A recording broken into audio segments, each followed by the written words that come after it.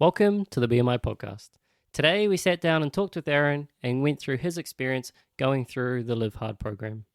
We talked about what he's overcome to get to where he is now, the different experiences that he's gone throughout this past year, being on 75 all the way through to the Live Hard program now, as well as some tips and tricks that you can use through any challenge or program that you go through to take that into hopefully a more sustainable long-term method. If you haven't already, please consider subscribing. We hope you enjoy.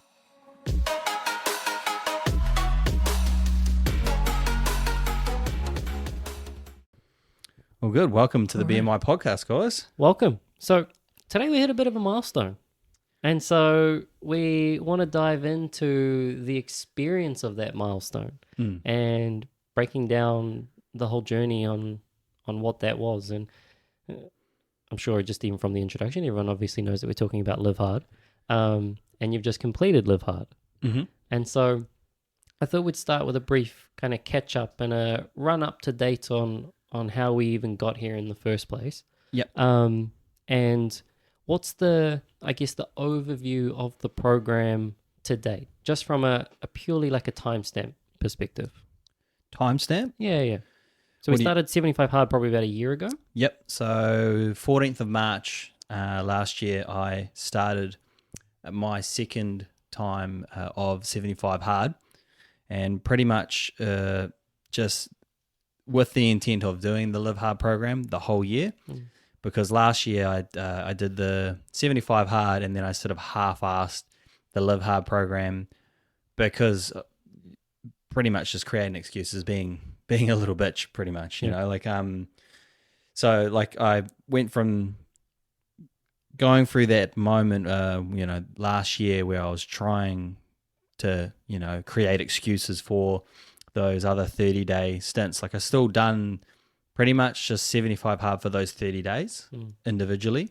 Like they still helped and they still gave me a bit of structure or like stopped me from going too far off the path, you know what I mean? But it was, it's not what the program was for, and like I couldn't claim that I did Live Hard, I basically just done 75 Hard and then 3 sets of 30 days, What does it look like from that kind of overview perspective? So if you have to do 75 Hard first, and so I mean if people can go back to the 75 Hard episode if they want to know more about 75 Hard itself, but you essentially do the 75 Hard bit first, and then what happens after that 75 Hard? So after 75 Hard you can go straight into your first phase. So with the Live Hard program there's 75 days and then there's 3 additional phases after the 75 days. The first phase is 10 minutes of visualizing. This is on top of your 75 Hard. So you do everything that you do in the 75 Hard, add on top 5-minute shower, 10 minutes of visualizing, and then 8 critical tasks is the 3 additional tasks that is on that phase 1. You can do that one straight after 75 Hard if you choose to. A lot of people like to use the momentum and keep it going. Like or have one cheat day and then just jump back on the program, or like, because that's the whole point of 75 Hard is sort of to teach you, you can be operating at a higher level. And a lot of those people, that are I follow the 75 Hard Facebook group, and a lot of people in there are just, they're all worried about, I don't want to come off the program, like that sort of stuff. And I want to keep the momentum, and so with the first phase, you can go into it straight away and then continue that 30 days on, 30 days after the 75 Hard. And then you have to have a break. I think I can't remember off the top of my head. I think it's like you've got to have at least 30 days off. Yep. And then you can do the second phase, which is just 75 Hard.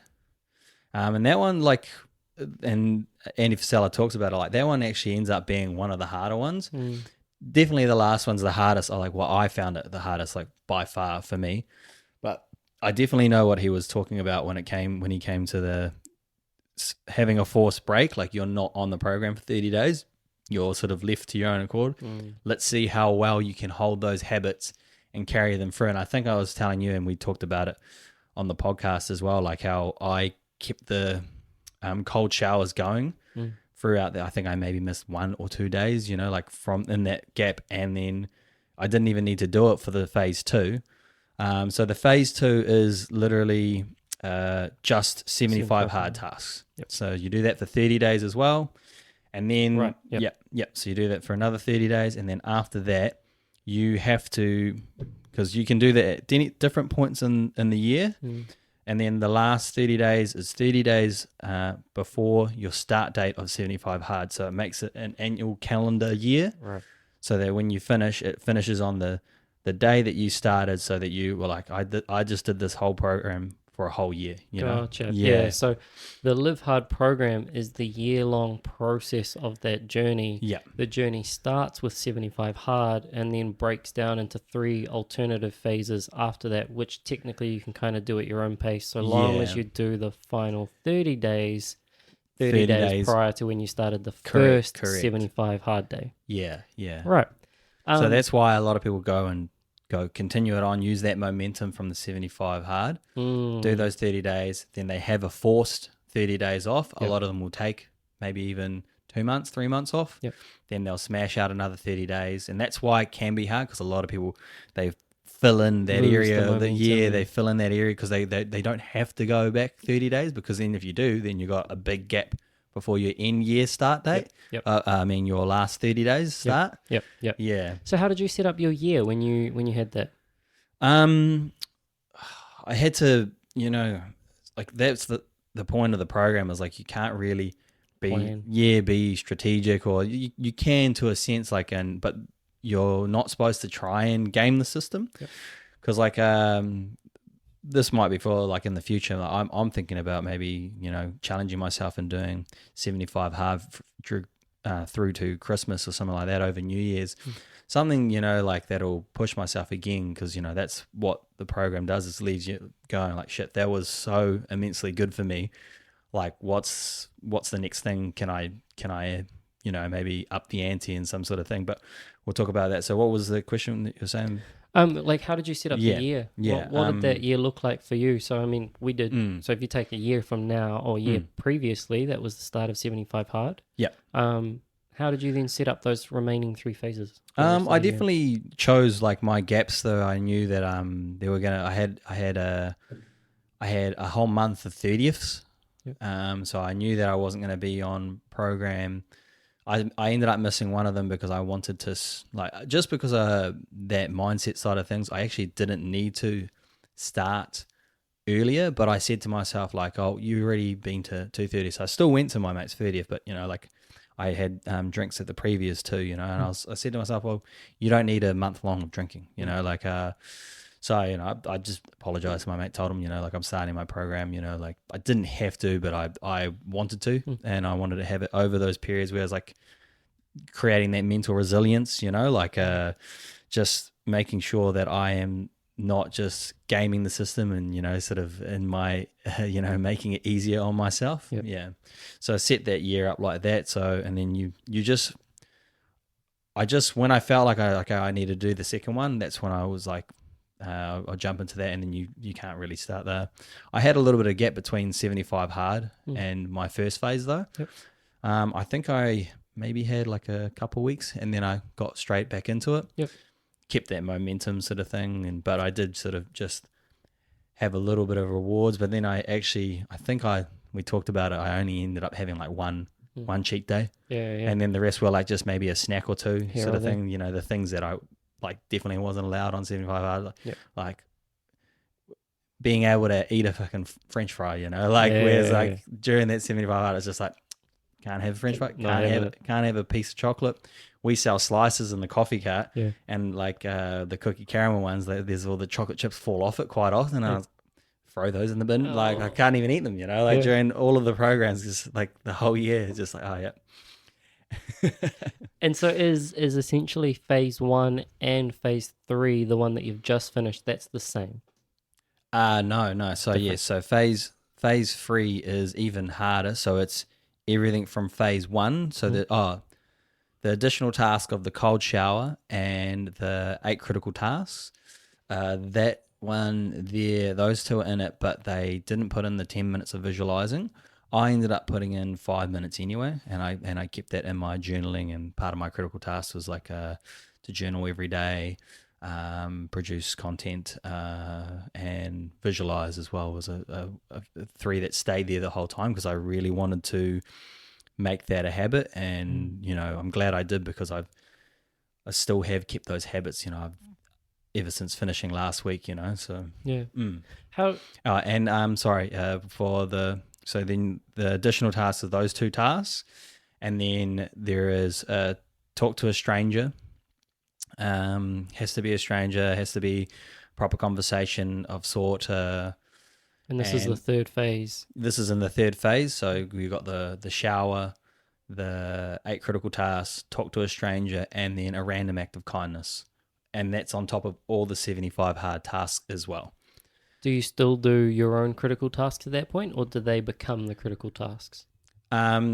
So I think you'd have to do your own research on that there, but I'm pretty sure like you got to do the additional tasks, but like some of them are critical tasks like included in it. Like I think the 5 critical tasks are included in it, so you do 3 more, and you're supposed to cycle out your tasks as well. Yeah, so yeah, that's what I was kind of getting to, because I was wanting to ask how you came up with your daily tasks and the tasks that you picked, and I wonder whether the program factored all those in for you, like obviously with 75 hard, or if you then got to add them in like in that first phase of after 75 hard, where you kind of add. No, so even in that first phase, I phased a few out because they became habits for me. Gotcha. So like I ended up I'd struggle to remember. I had a few that I went through, like maybe one of them was get up early and then do my reading or something like that. Like some stuff that I knew that during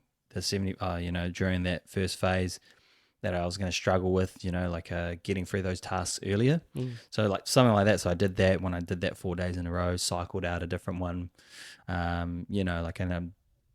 That's why I kept those 3 for me at the end, because they're huge ones. I really want to be ingrained into the tasks, the critical tasks that I want to do every day. And so how did you cycle through those, or how did you come up with them? So were they the things that you struggled with maintaining consistency with in the previous programs, and so thus you wanted to focus on those as critical tasks until they became habitual?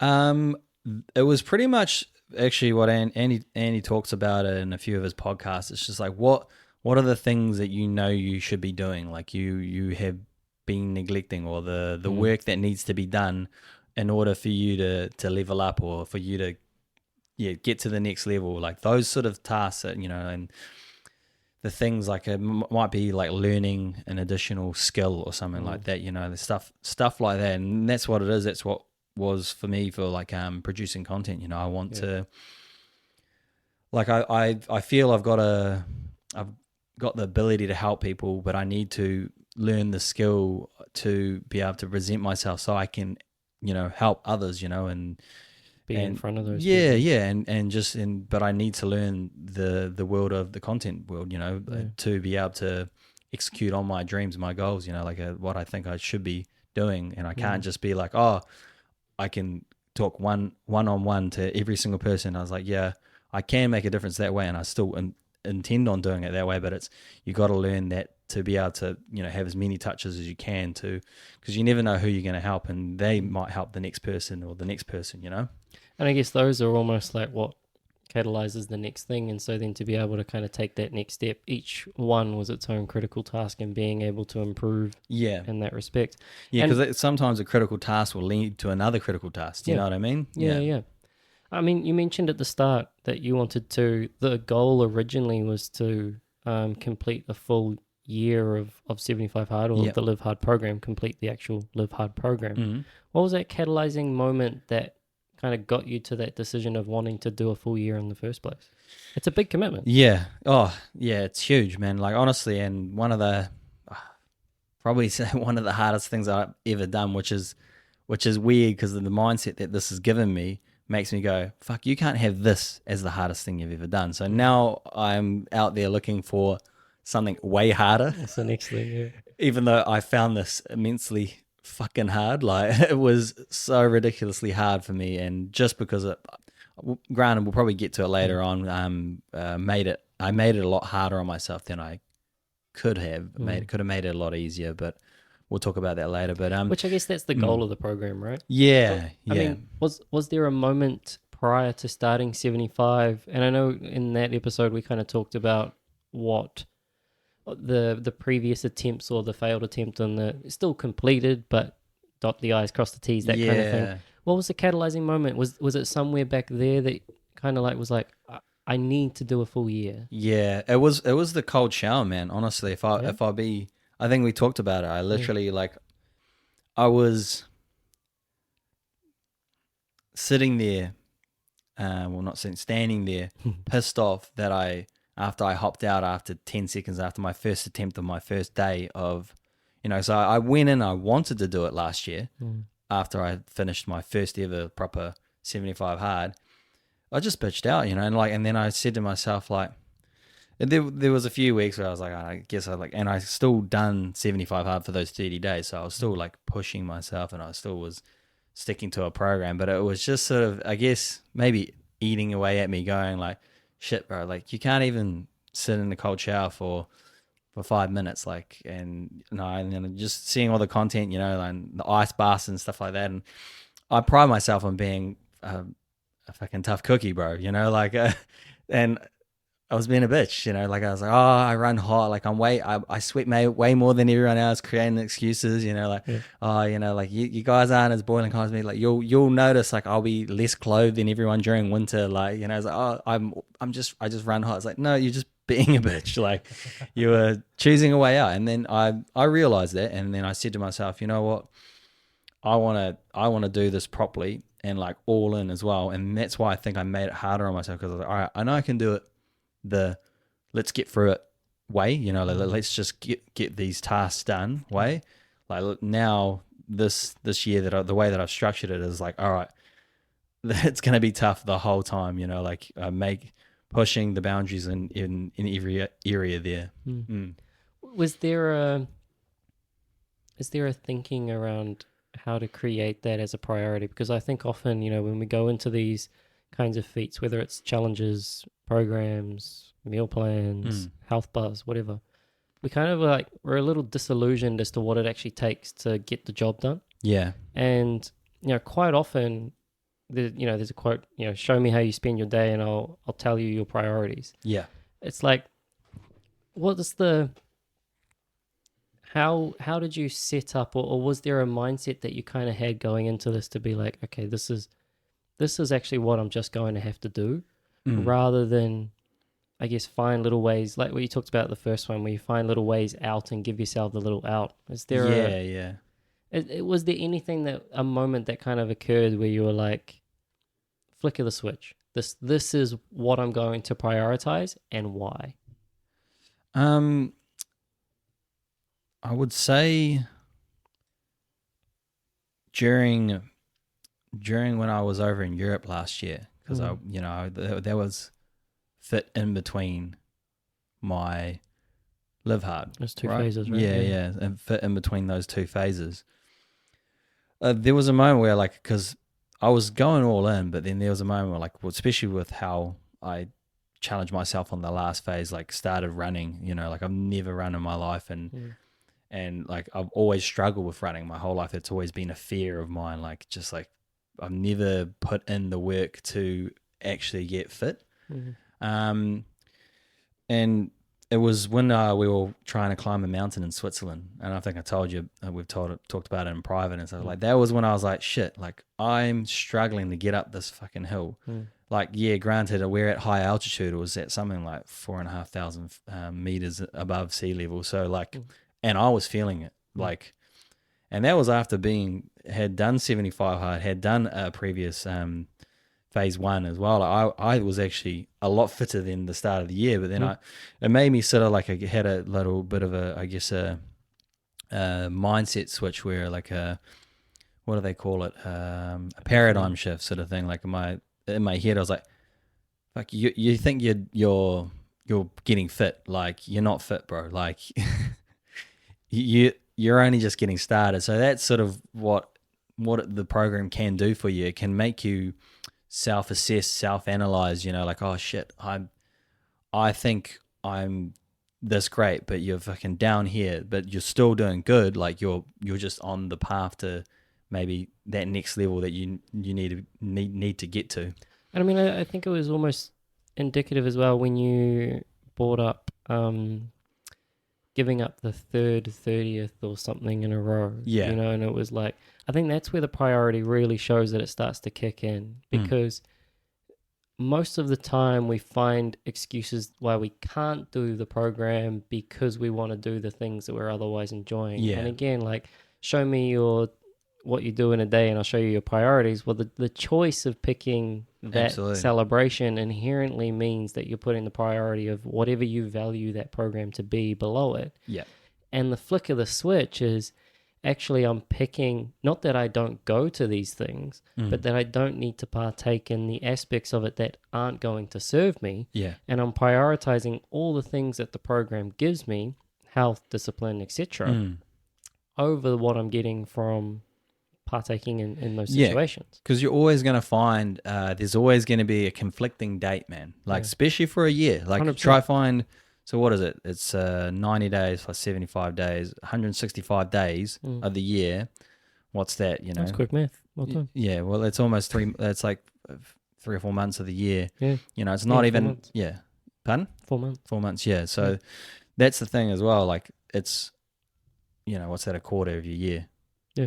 Like, it's not that much, but it is large enough that there's going to be a date where it's gonna fall on a loved one's birthday, and like the problem is, like, modern day problem is, you know, like, especially with what's wrong with you? You don't want to drink alcohol, you know, like, well, like, it's like, you can still turn up for your loved ones, you can still be there and, you know, like, and celebrate them. You don't need to be partaking. You can have a Pepsi Max in your bloody hand and, you know, cheers them with it, you know. You don't need to be actually like, oh, join me in my suffering, or, like, you know, sort of thing. Interesting. One of the points that I actually had here was, like, it's not what we do on our good days, but what we do on our bad days that really counts. Yeah.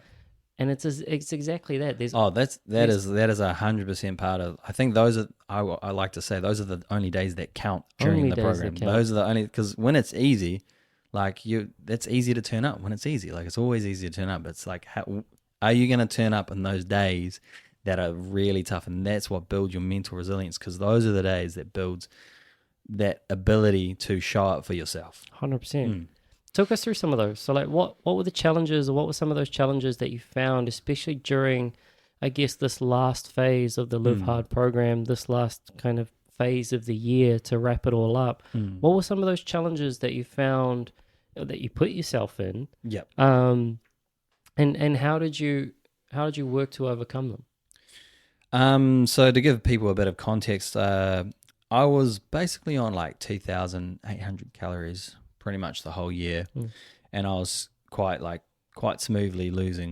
consistently losing a bit of body fat and, you know, a bit of weight throughout the year. And I ended up deciding, I was like, oh, well, I wanted to get abs, and wanted to start seeing a little bit of my ab coming through. And, you know, my nutritionist across from me, he was just like, well, you know, you're at this, because we went and measured myself after coming back from Europe, you know, obviously and overindulging in certain things. And not only just that, it was no protein is what I think was the biggest hurt for me over there. Lose a bit of muscle mass. Yeah, I lost a lot of my muscle mass and put on and replaced it with fat. I ended up coming back very similar weight, but ended up doing the old body recomposition the wrong way. Yeah, the wrong way. Yeah, that's what alcohol does for you, you know. Yeah. But anyway, so we decided, or you decided, if I wanted to, you know, achieve this goal or it's going to be hard. Like, it started 8 weeks out from my finish date, and we went down to, I think it was just under 2,000 calories and then after that, that's when I decided I'm going to start running 3 times a week as well.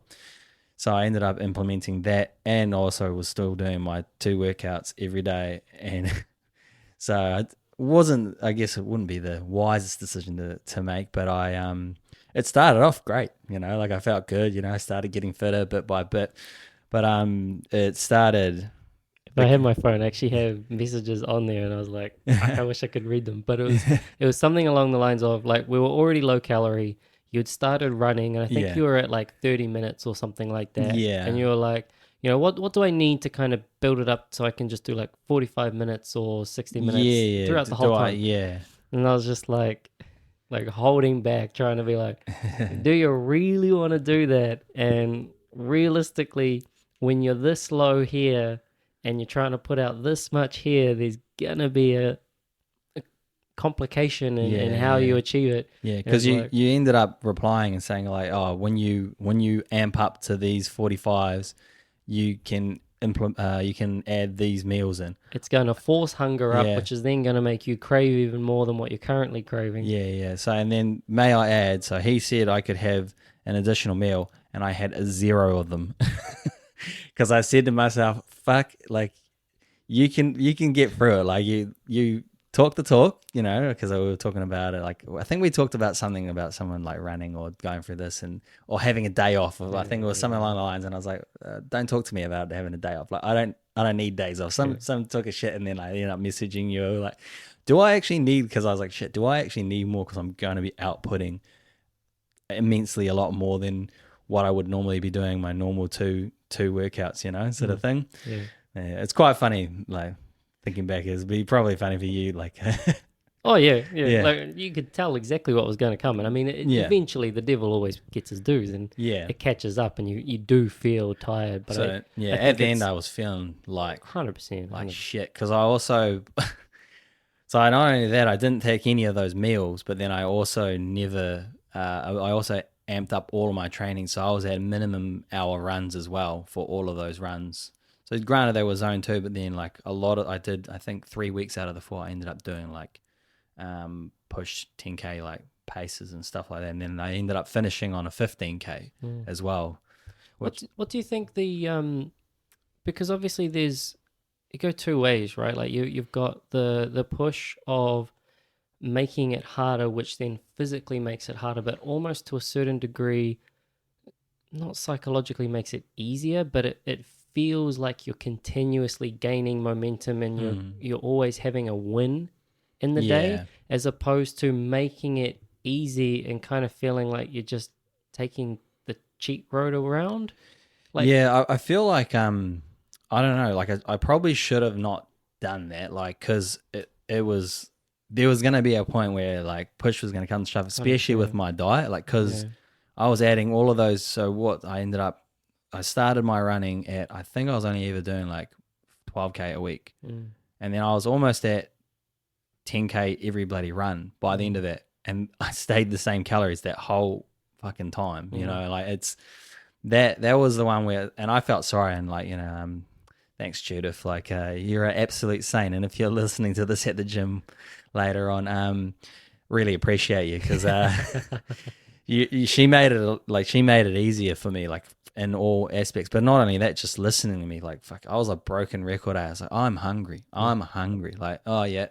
Like she'd walk in, try to tell me about her day. Like I just finished work as well. And then I was just like, I haven't eaten. Like, can we not? Like, I can't fucking talk right now. I don't have the capacity. Like, yeah, I don't. Like, and I didn't. And I pre-warned her after that. I was all right, I just gonna let you know this next 2 weeks. Like, because I still had like 2 weeks by then. By the time I was like, shit, because that was when I started really feeling it, was when I was amping up the running. Yeah. Because the body got sort of used to the calories and like the output that it was getting used to, but then I just kept ramping it.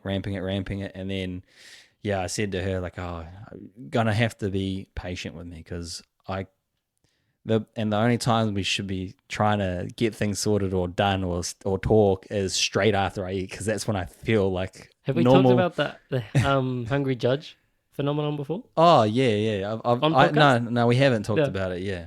The like they did a study. I know about it though. Yeah. They did a study where essentially it was like, I think it was in the Middle East, but they looked at the parole, like decisions that the judges came to at the end of a parole hearing, and it was crazy. No, I think it was like 90% or something more likely to get parole like after a lunch break or after the judge had eaten. You always got a harder sentencing if it was at the end of a long day. Then if it was sentencing after, like, because sometimes the juror comes at different times, and I was seeing that as well. It's pretty crazy to think about it, They even done it with women in menopause, Oh, really? or like and going through their period and stuff like that. Women judges and stuff. So Same thing. yeah, well, it's not very good, is it? Yeah. Shouldn't be any biases or anything like that. It should be like so when they were menstruating, they would give harsher sentences and stuff like that. It's like, Which, I mean, it just, like, I mean, from even when you were hungry, right? Like, it just makes total sense. oh yeah, Like, that's biological, man. Like the ability to put, if you're worrying about your physiological need at the mere bottom of the hierarchy, yeah, you don't care about the you brother don't care who's about all the stolen other 20 shit up there. TVs, you know, Exactly. straight to jail. Do not pass go. Yeah. Were there any times that you just thought, fuck this?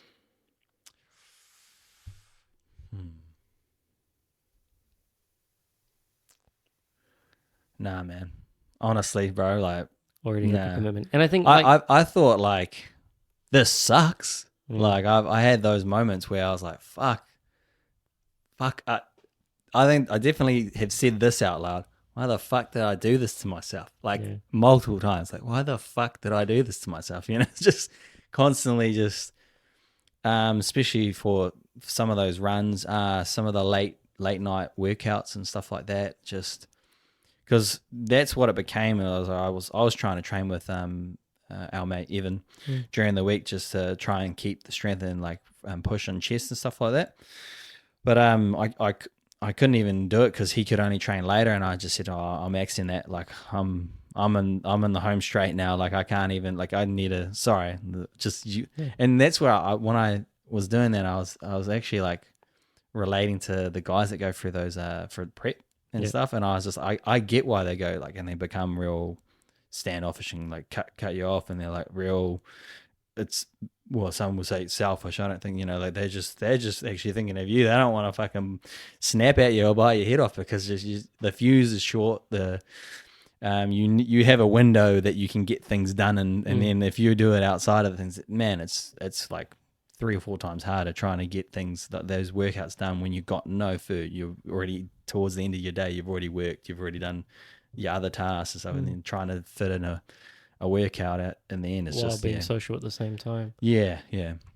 Was that kind of more of, I guess, the highlight of it being a priority for you? Because I can think about maybe other people in there, and there would be challenges and obstacles, and not necessarily saying that there wasn't obstacles that you had to overcome, but you didn't it doesn't sound like you necessarily saw them as obstacles.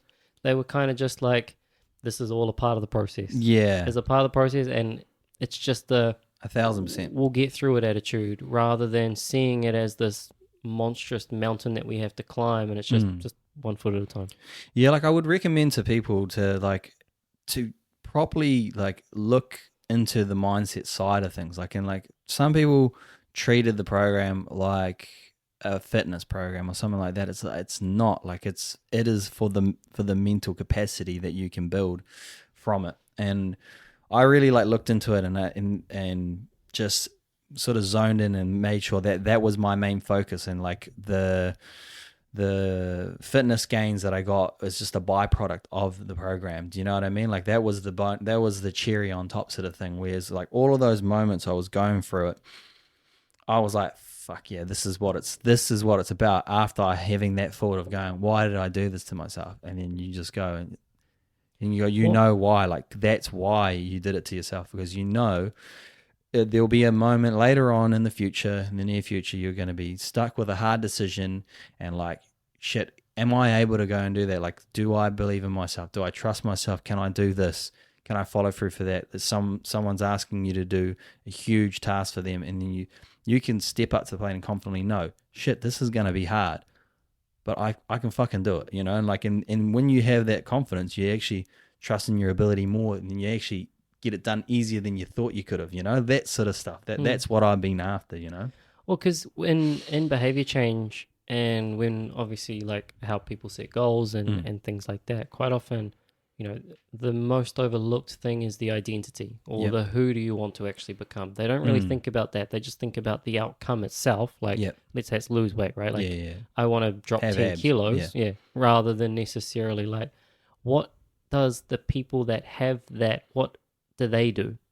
And becoming okay with that, and does that align with what you want? And so Mm. having that kind of identity goal in terms of how do we embody the actions and habits that these people do is quite often pivotal. And for the people that have a strong, or they get a shift in identity along the process, you know that they essentially can achieve and sustain that goal. Mm. And it's the people that don't really align the identity with the goal that they want to achieve, the outcome that they want to achieve. Mm.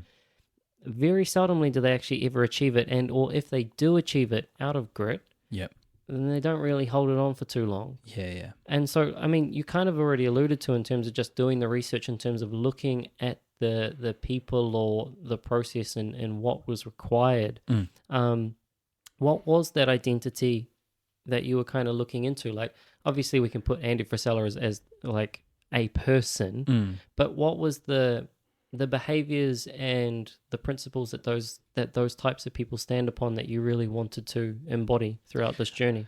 I feel like I just choose a few people and I like cherry pick their attributes and their work that they put in, and like I try to emulate that myself. That's what I've done with the program. I haven't had a complete person that I'll be like, you know what, I want to be fucking like that person. Like he has everything that I want. You know, I like a little bit of this guy's character, like, but all of them tend to be based around like maybe I would say like a protective, someone like a protector, or someone like that is strong with their masculinity, just being honorable, you know, like having calmness about them and being able to operate under pressure. Those sort of things, like I see and I know for me, the man that I want to be, I need to have those attributes. And like I see the work that these guys are doing, and you know, like shit that they're constantly, and that's something that a lot of people out there should maybe look into or like see behind it a bit more. Is like, look at these guys that are still doing difficult things when they're decamillionaires, centimillionaires, billionaires. Do you know what I mean? Like they're still out there doing the hard work. They're still like, you'll find very few of them are not pushing themselves or pushing their body and pushing their mind. Do you know what I mean? Like these guys are living your dream, like, and they're still outworking you, and they could literally sit on the beach, which you would succumb to. You know, you would succumb to, oh, I will sit on the beach with pina colada over in the islands, retire, blah, blah, blah. You know what I mean? Like, look at that and they maybe dissect that a bit and think about like, shit, these guys are still getting after it because they have that sense of purpose, that they have families, like they employ like some of them hundreds of thousands of people. Do you know, like that's direct dependence on these guys working their butt off, you know, and I aspire to be like those guys, you know what I mean? And I mean, I'm guessing anyway that the phase of the principles behind 75 Hard and the Live Hard program embody that. The act of getting after it, the act of when shit gets tough, you got to turn up. Like, don't miss those days. Maybe like selflessness, you know, like realizing you're completely right. Like realizing like, shit, on those tough days, I feel like shit, but how I feel doesn't matter to that family that depends on me, you know. And that's the thing that I'm working towards, because I know I want to employ staff. I want to grow my businesses. I want, inherently, for me, wanting that as a byproduct of, I will have families rely on my doing business well, or my, you know, keeping my mind and body fit, you know, to go and produce. I think it's important for people to know too. So, you know, even though you haven't necessarily said it directly, the way in which that you're saying it falls in line with that identity change. And so quite often we've got in that kind of, if you draw I've got a bullseye that written like down here, the center of that bullseye is essentially the identity. And that is why. You know, it's like, if you can figure out, again, most of the time we forget about it. We don't think about the identity. We don't think about why. We don't really go deep enough to figure out, you know, what it is that we actually do and why we want to even change in the first place.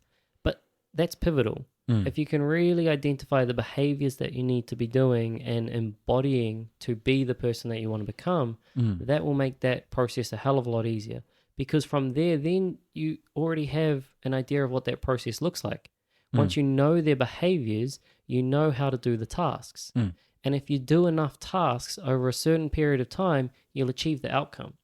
But most people do that in reverse. Yeah. They figure so much, or they focus so much on the outcome, on what they want to achieve, but they don't know how to get there. And they don't know the type of person that actually needs to be embodied in order for that outcome to be lived.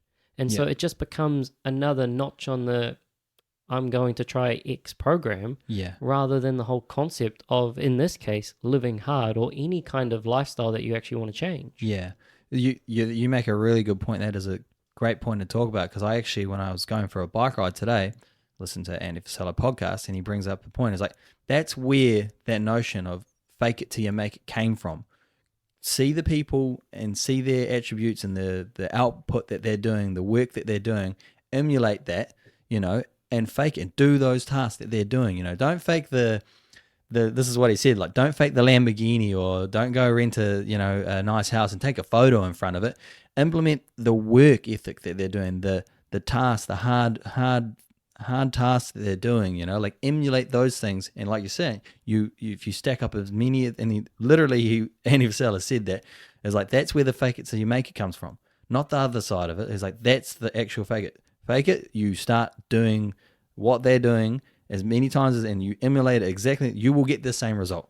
Which goes back to the confidence episode that we talked on too, where it was like, the one thing you can't fake is confidence. Like, if you fake confidence, you're inherently doing the thing in the first place that is helping you to build the confidence. Yeah. And so at that point, but if you're looking at the wrong area, and you're only focused on the outcome, or you're only focused on the highlight reel, it's never going to be deep enough to actually get you to where you want to go. Instead of embodying those principles and enacting those behaviors, which inherently is going to lead to that outcome.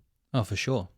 I mean, I think this is always going to be a slightly one-sided or positive bias to these types of programs, because obviously you believe in them. Yeah. I enjoy the positive elements that you can actually get from them, but I wondered if there's any kind of like dark or negative sides that you've kind of come upon or thought about from these types of programs, or any kind of like hesitation warnings for people. Hesitation. That's your main problem. If you're hesitating, like, you're pretty much going to fail any program. Like, it's weird. You have to be at a moment in your life where you go, fuck, enough is enough. I'm sick of feeling like shit. I'm sick of, like, you kind of like, like they say, when you're at rock bottom, that's when your real growth starts, or something like that. I didn't get to that point, but there were a few moments where I was like, fuck, like, like, when I was younger, I used to be like, I'm going to be this, I'm going to be that, and then there was moments where I thought back to that little boy. I was like, fuck, you if you jump to this point and shown him who you are, like, he ain't going to be proud of you, like, he's going to be like, oh shit, like, I thought I was going to be this, or I was, table tennis pro, or something like that, or just football, all that sort of shit. And then it's like, actually, you're not even doing anything. And then you also, you let yourself go, all of those sort of things. Like you kind of need to, I think this is my mindset, but this is different because I've always had high aspirations. There's some people that just literally want to be able to walk up a hill or something like that. Live hard ain't for you. Like, and I'm gonna say this to you guys out there. Come at me, go fucking do it, document it, show me, and we can, and like, fucking join me. Let's get after it, because like, it's for very finite amount of people. I think you can do it. I'd say you struggle to do it as well. Like, like, just the other sides of the things. And like, I definitely think maybe even fitness might actually be the harder part for you to come, because now you've sort of been leaning the other way on going, and you'll be loving the business side of things and the mental side that you'd love it. But I would say do it. it's perfect for someone like you. For the others out there, try 75 hard. Well, don't try 75 hard. Do 75 hard first. Assess that. I would say you'll have the capacity to do 75 hard again after that. So like you've done it, and you kind of were like, okay, it's quite a bit, like.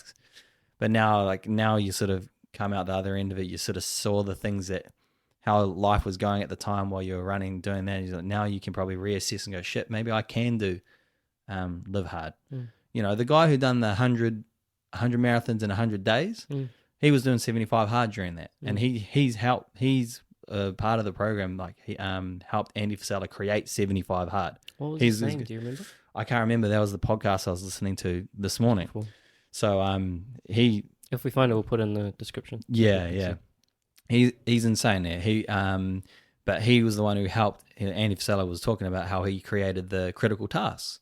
Like they had a podcast together, and they created it together on the podcast, on his motherfucking CEO podcast. Yep. And that guy's been getting after ever since. And it was a real cool story. And this guy that's never run a marathon, it started with his wife telling him, signing him up for a marathon, and goes, well, you just got to fucking do it.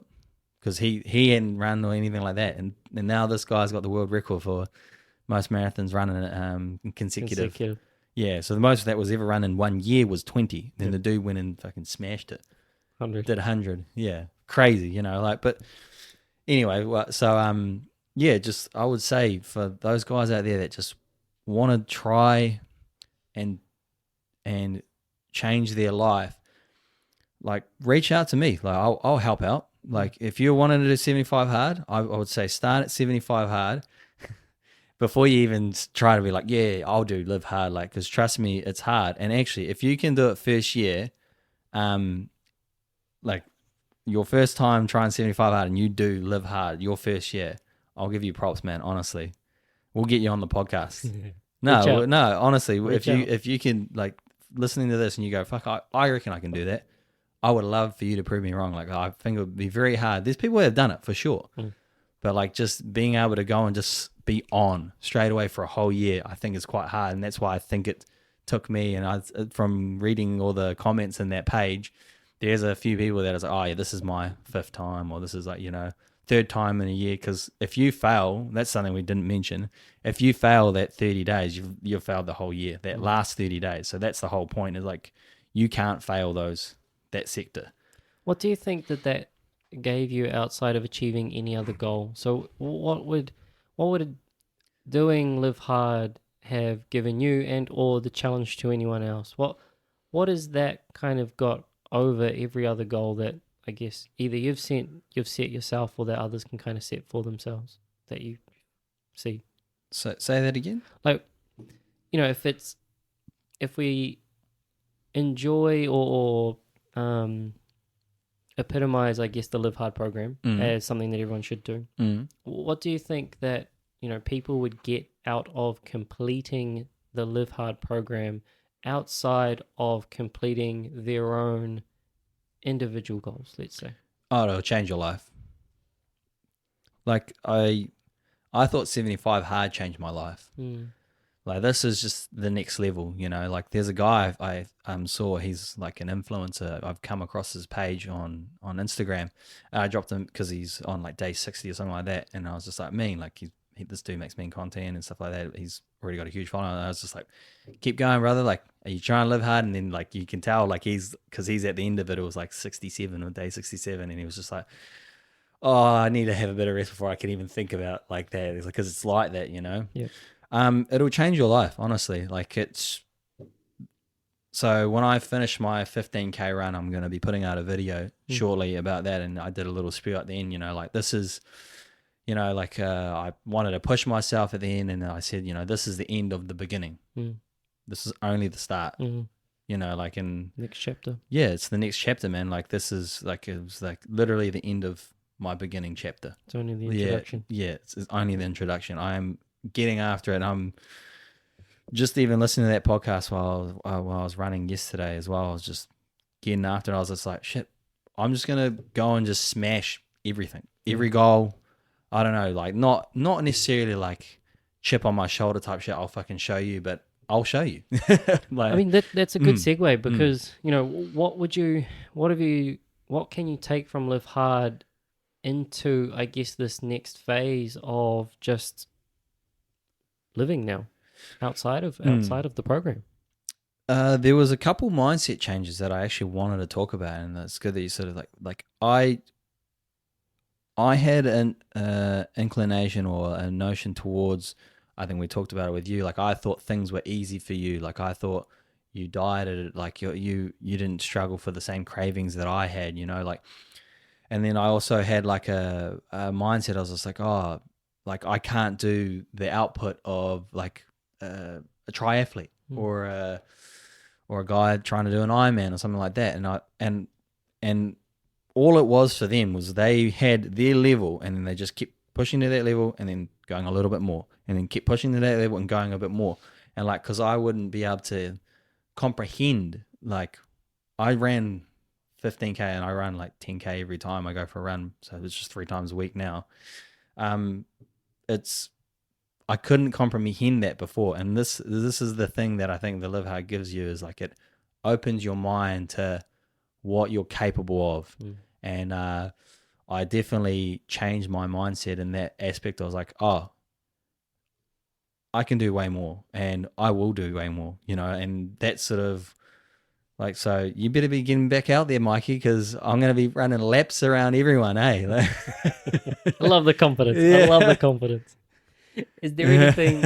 You don't believe me? No. I can. I love the will. Oh, it's going to happen. Don't worry. Is there anything, I guess, that we haven't touched on that you'd like to tell everyone? Or that we might have missed about the program? I think you got to listen to his podcast. Like the reason why I did it was because of how, I guess, attacking and personalized. Like some people don't like that style, but I definitely resonated with it because I just feel like I needed to do it. The Live Hard podcast. The Live Hard podcast, yeah. How he goes through the 75 hard and then the Live Hard program. Okay. And just sort of saying like why. Where can people find that? That's on his website, the andyfrisella.com. Yeah. Cool.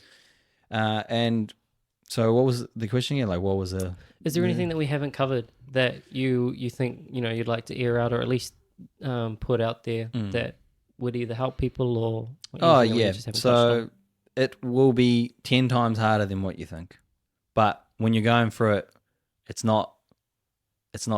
doesn't feel that hard, but trust me, what you think it takes to achieve it, have that mindset of like, shit, it's going to be way harder than what you think. And then when you're going through it, yes, it is way harder. You have that realization, but then you at least were telling yourself, shit, I already knew this was going to be hard. So what am I going to do? Am I going to give up on myself, or am I going to just fucking follow through and just do it anyway? Yeah. I mean, I'm, I guess from my side and from anyone else who's either done the program or attempted the program and is yet to complete the program, huge congratulations. Like it is a massive milestone to say that you've kind of dedicated a year to self-improvement. Yep. And to get through that and to kind of come at it, or at the other end of it, I think it's just a completely different person. Something that you are holding your head up high, but something that you can hold your head up high in confidence that I fucking smashed this thing. So congrats. Shut, brother. And we'll leave it at that. Thanks for listening. Cheers, guys. Thanks for listening.